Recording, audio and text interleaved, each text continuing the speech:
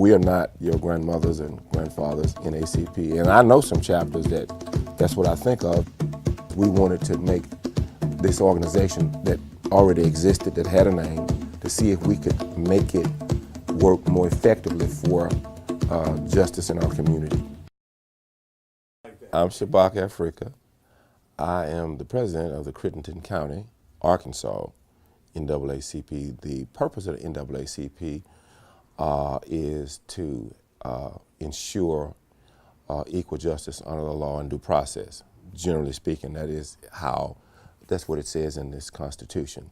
Obviously, you know that NAACP has been, for the most part, an advocacy group advocating on behalf of black people. People say, well, why is it called NAACP? Well, I have to be honest with you, I don't like the name myself. It's called National Association for the Advancement of Colored People. And at the time of its founding, back in 1909, black people were generally called colored people, Negro, and so on and so forth.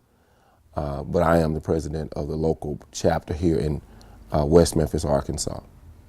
Well, I think when most people think of NAACP, they think of a kind of an old-fashioned organization with compromised black folk who really are not serious. They're just kind of going along to get along, and that are not an effective group. We are not your grandmothers and grandfathers, NAACP. And I know some chapters that's what I think of, and actually my view of the NAACP locally wasn't very much different from that. One of the reasons why we decided that we wanted to, let's say, appropriate the equity in it, which is its name, because we wanted to make this organization that already existed, that had a name, to see if we could make it work more effectively for justice in our community. Well, the first thing that any people who are marginalized, or oppressed, or suppressed, they must have a belief system. They must have permission from the way that they think, their view of the world, a psychology that defines them, that defends them, and that provides for them. And so we set out to deal with those issues. So the first thing we did was to try to offer a definition of the humanity of black folk. And so we know that our people came from Africa. So we wanted to establish a sort of political beachhead for ourselves. We probably appear a bit provocative to some people.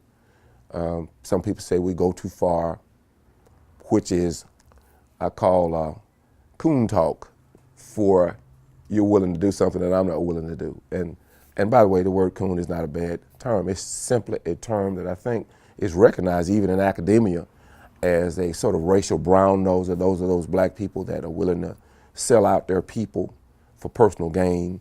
And so I've always believed that if you act that way, then you ought to be okay with us calling you that.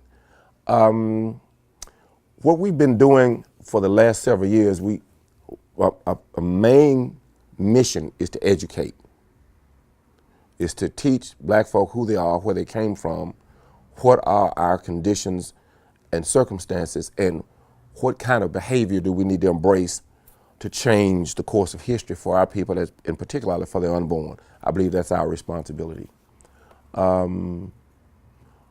We educate, we stimulate, we try to get people to think, to stimulate them, to get them to understand the relationship between knowing and acting, political activism. And I don't mean just running for office or just voting, and all those things are great too, but to become engaged and to take responsibility for what happens to us in our own communities, and really for the global African community. It has to take responsibility for its own self. Most black leaders that I know lack character, they lack honor, they have no real appreciation for the history that has produced our people. You know, just 50 years ago, everybody's talking about Dr. Martin Luther King, so whether you agree with him or not, that's of course up to you, but you have in a man, or people like him, people who put their lives and their resources on the line to make black people's humanity valuable, to make it relevant. And today, I very rarely run across so-called black leaders, whether they're religious or political, who seem to embody that spirit, that willingness to sacrifice, which is each of us is responsible for what happens in our world. Each of us is responsible for what will happen to those that are yet unborn.